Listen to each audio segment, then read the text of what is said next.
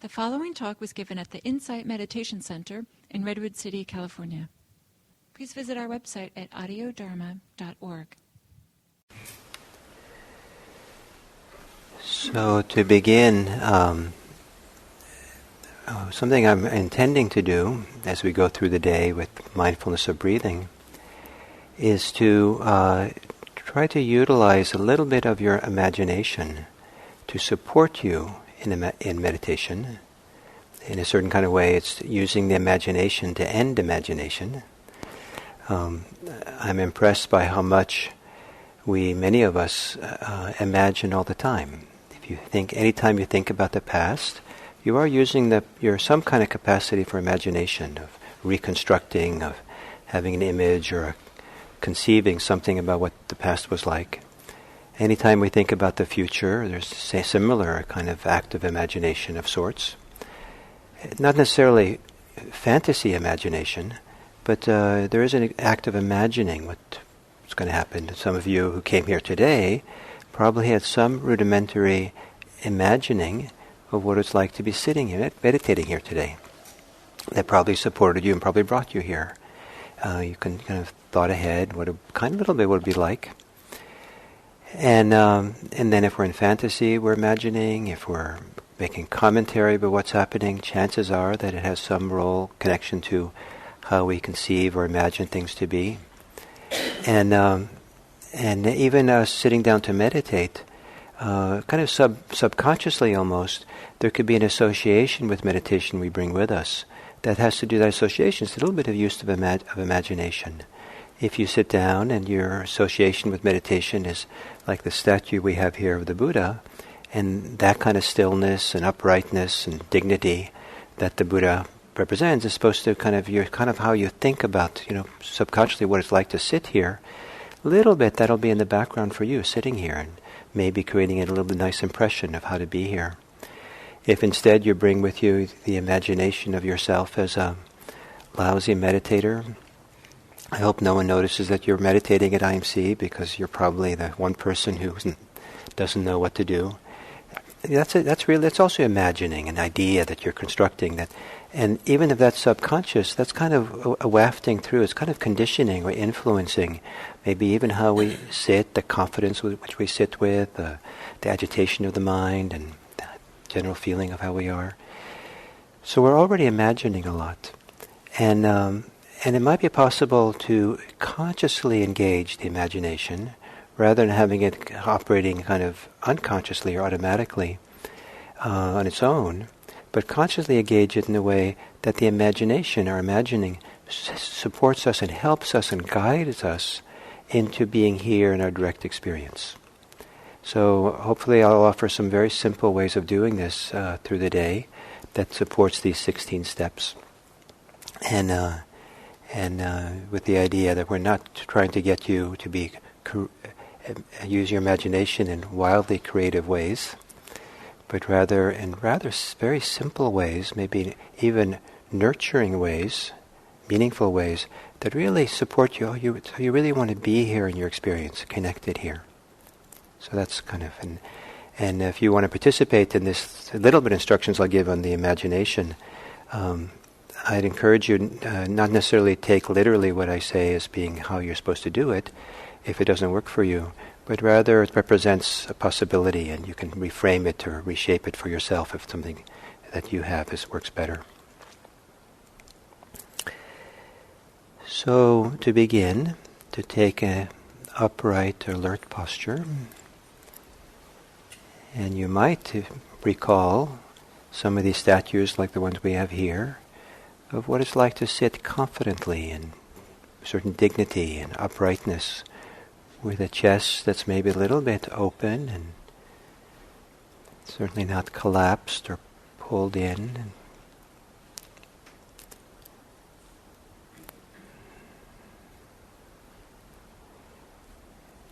And you might gently close your eyes.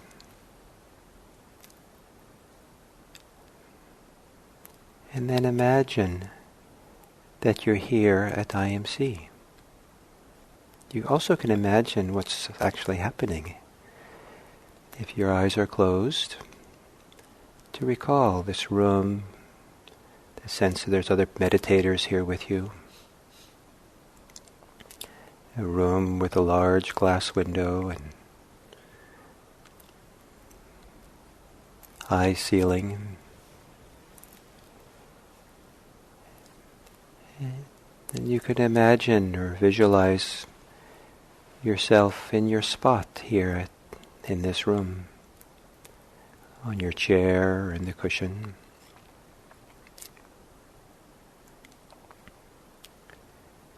And perhaps having maybe a visual sense or a sense of yourself that you're here in this place at this time.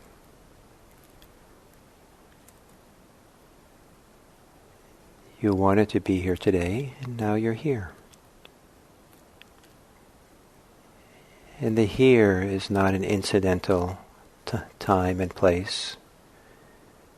It is the place. In Buddhism, it's considered that any place you're meditating is the place. It's a significant place to be. And this is your place now, sitting where you are.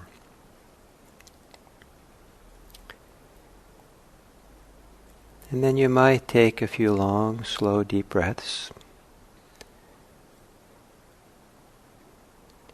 Maybe stretching a little bit your rib cage so that when you exhale, you can relax. Settle into your body.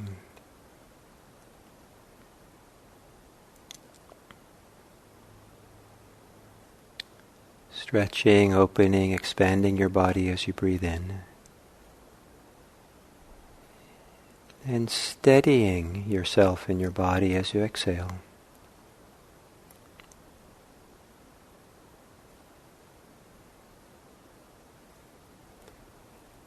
Maybe as you exhale, feel or imagine that the weight of your body is stabilizing itself on your seat or your cushion.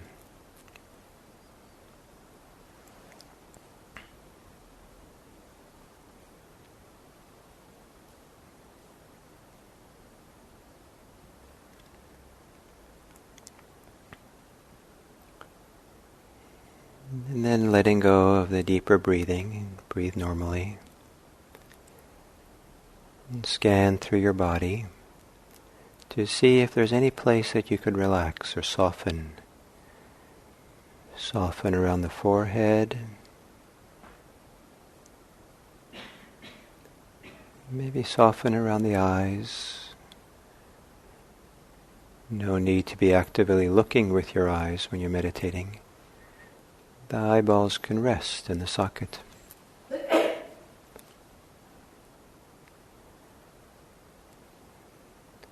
perhaps softening the shoulders a bit.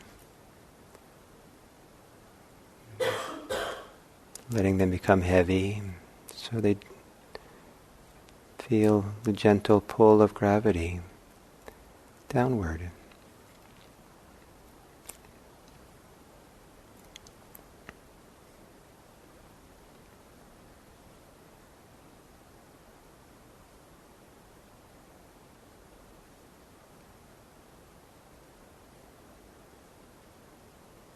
And perhaps softening in your belly.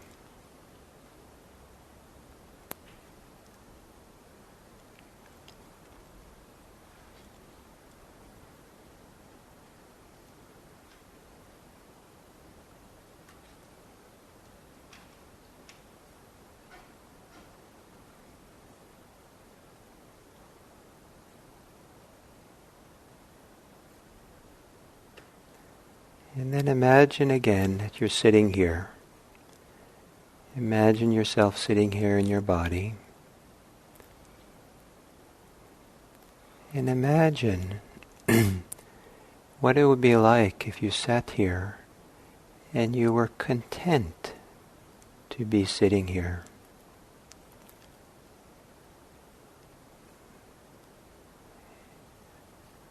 Imagine what it would feel like to have a content body, a content heart, content mind.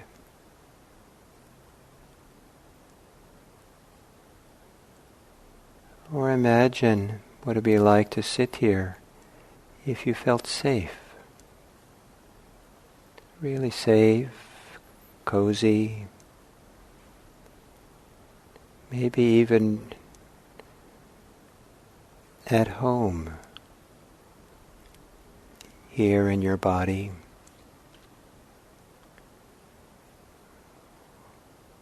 What sensations of your body, what places in your body would you feel if you felt sensations that associated with being safe or at home or content? Imagine what it'd be like to be this way.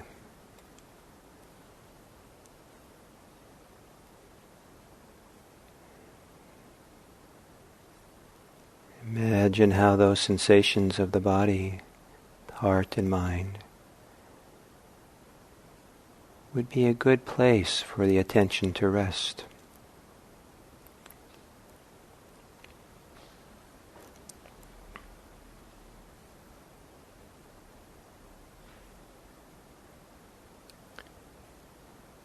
Imagine what it'd be like to breathe with ease.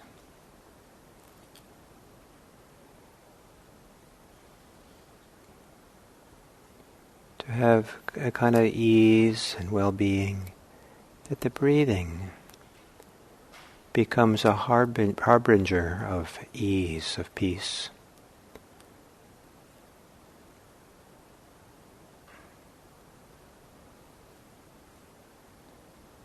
The movements and sensations of breathing in and breathing out are themselves supports for being here, contented, peaceful, at ease.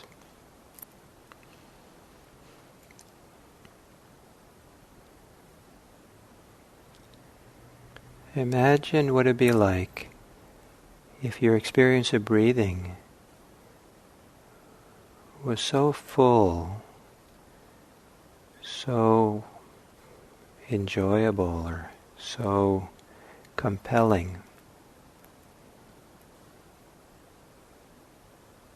that it was more interesting than any other experience of the moment.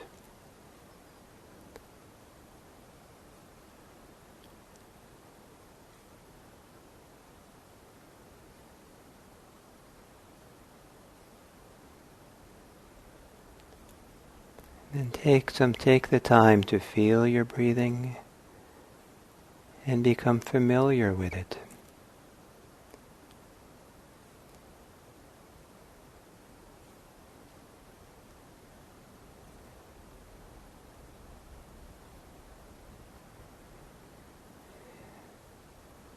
Imagining that all you have to do right now is become attuned to the experience of breathing.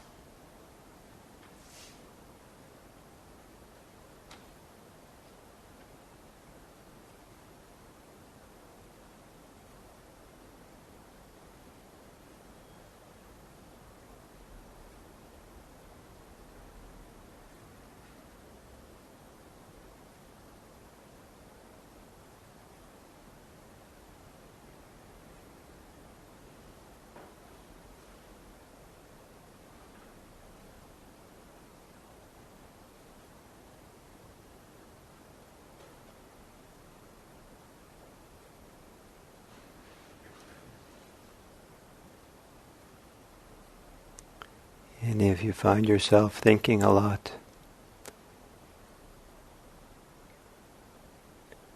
relax the thinking muscle. Relax any tension or pressure there is to think.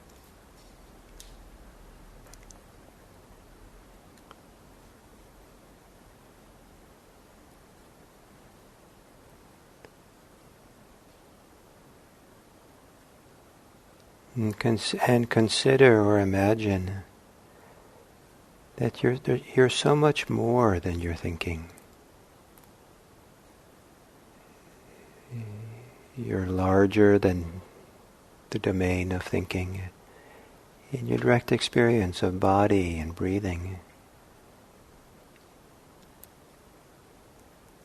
In some way, imagine that the experience of sitting here, breathing, encompasses so much more of your lived life, here and now. Let go of your thoughts in favor of entering into the world of your body breathing.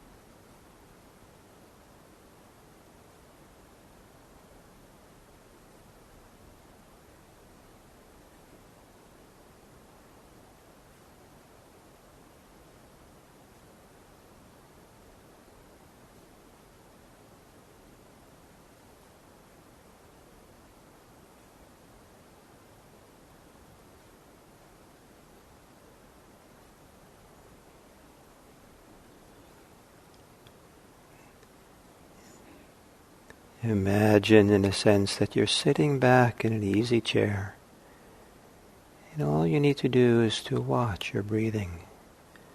Watch the experience of breathing in and out. Noticing if your inhales and exhales are relatively short, or relatively long and extended. Whatever way they are is fine. Just settle back and observe the coming and going of inhale and exhale.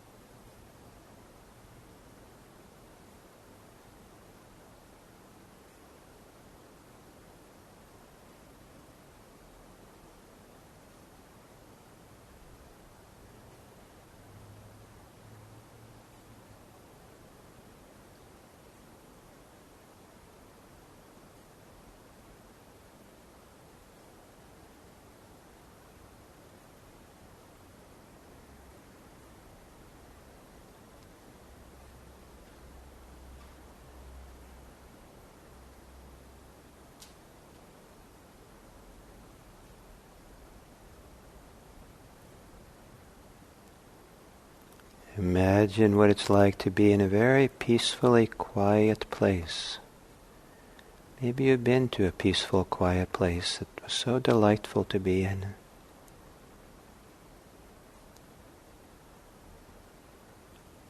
And imagine that your mind, your thinking mind, can be that quiet, so that your attention can better experience the breathing. Almost as if the breathing moves through quiet, peaceful space.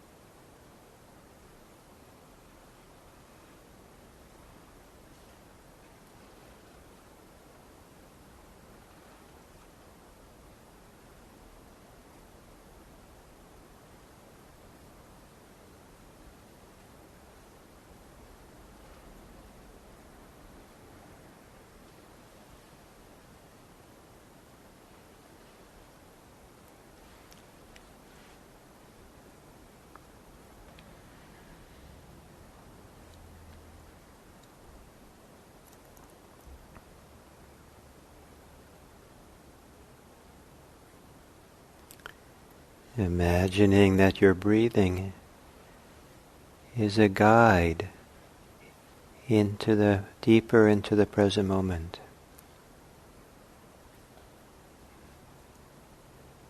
Maybe even going so far as imagining the breathing is doing the equivalent of holding you by your hand and kindly, lovingly connecting you to the quiet, stillness of being here, one breath at a time.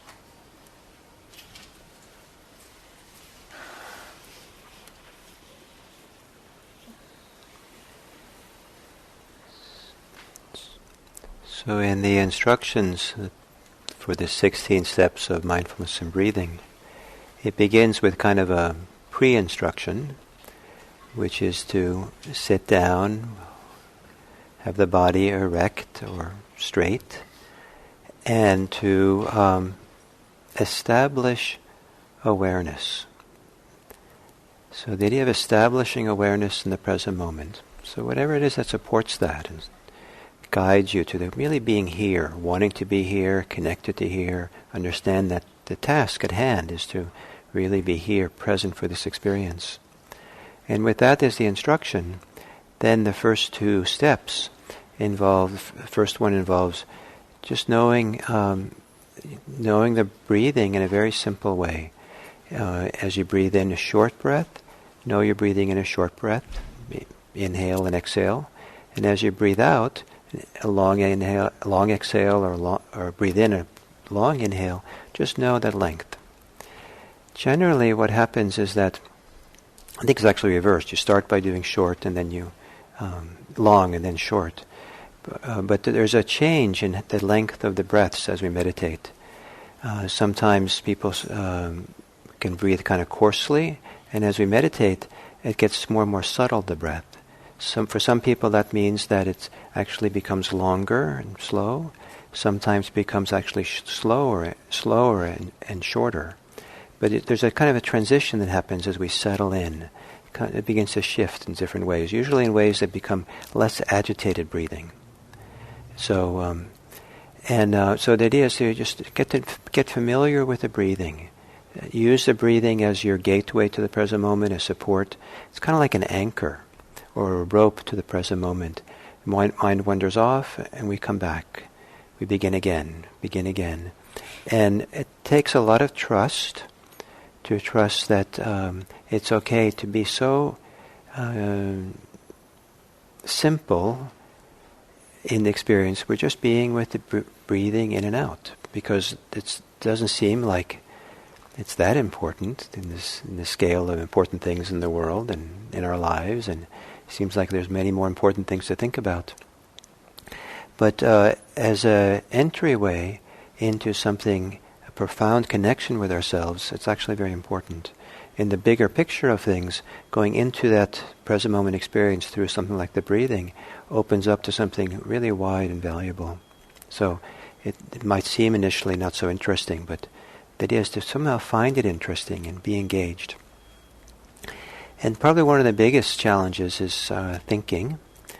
And here's a metaphor or an analogy or simile for this, you might consider as you sit here and do walking meditation. There are places in the world where people go, where it's natural to want to be quiet, talk quietly. For sometimes it's going, if you go some large cathedrals or churches, and you just go in there and you just kind of feels like you should whisper, if you keep it quiet. Or some natural places in the world. I've been to very big grottos, very big caves, where everyone was kind of whispering. It just felt like you should be really quiet there. Or we go into a library, and at least in the old days, you go into a library and you you go up to the librarian and you whisper. You don't want to keep it quiet. You go into when my kids were young, I would go into their nursery school, their preschool, when they were napping. That's a time to be quiet. The quiet of a napping group of preschool is one of the best quiets. And so it's natural to kind of sit in certain places to let ourselves become quieter. When we sit and meditate, there's kind of like two sides of us. They're not radically distinct, but two sides. There's the mind and there's the body. Both of them are sources of intelligence, sources of sensitivity, of wisdom.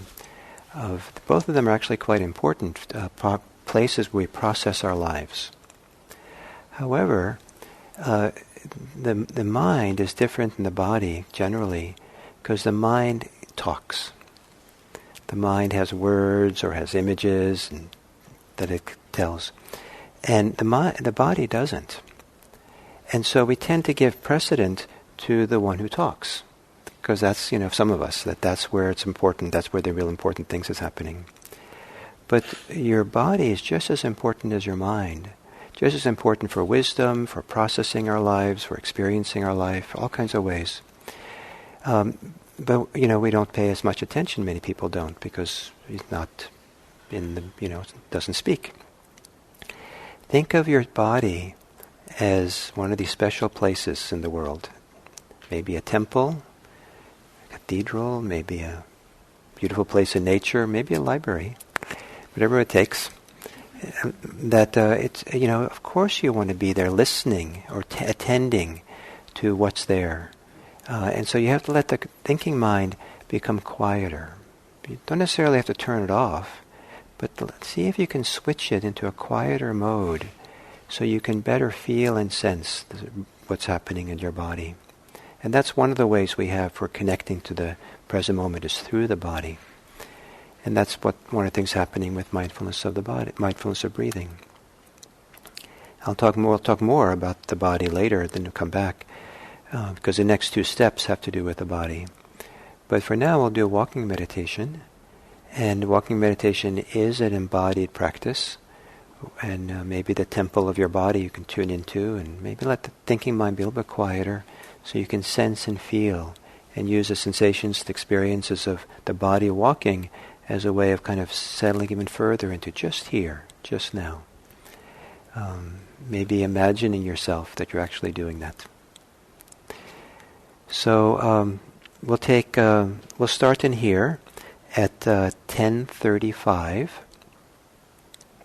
And Jeff will ring the bell about 6-7 minutes before and ring it out on the deck and inside, so you'll know to come back. And if you end up walking, around the block or on the sidewalk, that's fine to go for a longer walk. Just don't walk so slow that you somehow interfere with ordinary people going about their business. And if people say hello to you out there in the world, just say hello back. Don't try to hold on. Don't be like a zombie for them.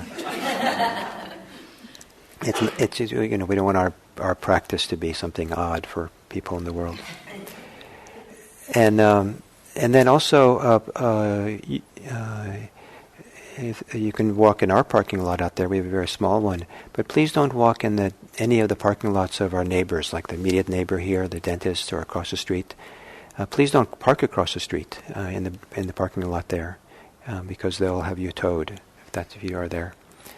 And then we'll come back at 10:35. Those of you who are new or want instructions for walking meditation, just come up here. I'm going to turn off the speaker. Just come up here and we'll sit around here and I'll talk about it some.